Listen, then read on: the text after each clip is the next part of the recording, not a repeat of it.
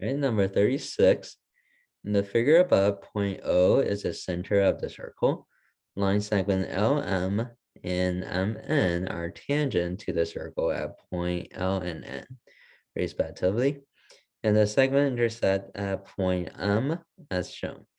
If the circumference of the circle is 96, what is the length of the minor arc LN? Okay. So for this question, we're solving for an arc length. Okay, we're solving for this arc LN. We want to figure out how long that is. Okay, so there is a arc length formula that we can use. Okay, so let me write down the formula for arc length. So arc is actually a part of the whole circumference of the circle. So what we can do is if we know the angle, the number of degrees, right, for the arc, so it'll be the same as the central angle as well. Okay, so we know what that angle is.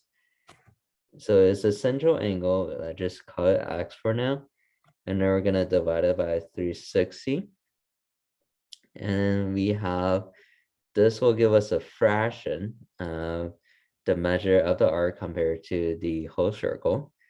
And once we have the fraction, we can multiply by the circumference of the whole circle, which is 2 pi r.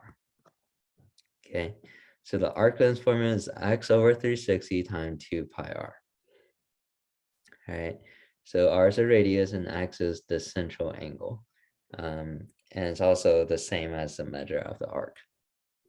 Okay, so for this question, we know the circumference already. Okay, so I just want to point this out. So you see this circumference 96 and 2 pi r, this represents the circumference, right? So we can just go ahead and use, for this question, we can adjust the formula a little bit. Instead of saying x over 360 on 2 pi r, we can just say x over 360 times the circumference, because we already know the circumference 96, right? The 2 pi r is same as the circumference. So it'll pretty much just be x over 360 times 96. Okay, so sometimes they give us the radius of the circle, but for this question, they already give us the circumference. So we can just plug in for the whole thing, right? For a whole circumference 96, we don't have to solve for a circumference. But now the question is, what's the angle, right? So this angle here, we're not giving it directly, right? We know this one is 60, but that's not the central angle there. So we do have to figure out this angle. So what we can do is we can do this. So if you recognize, there are different ways to look at it. You can split this into a triangle and split it into two triangles. And what happened here, this will be a 90-degree angle because LM is a tangent line, and tangent line where it touches the circle, and it will always form a 90-degree angle with the radius of the circle. Okay, and for a question like this, if it looks like 90 degrees, yeah, you can pretty much assume. Okay, so this angle there had to be 90 degrees. So if we split it right down the middle, this is 60, then half of that here will be 30, which means this one should be 60, right? Because the three angle and the triangle have to add to 180. Okay, so on the bottom one is all gonna be identical, that 30 and then 90, and this one is 60 right there.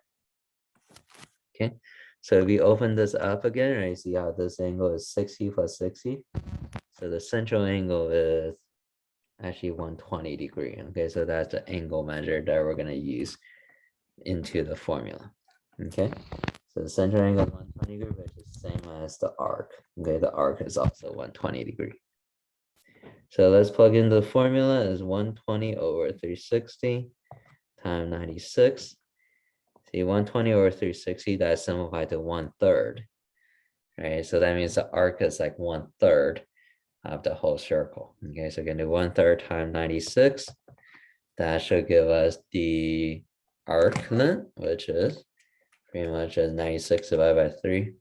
Should get 32 for our final answer here for this question.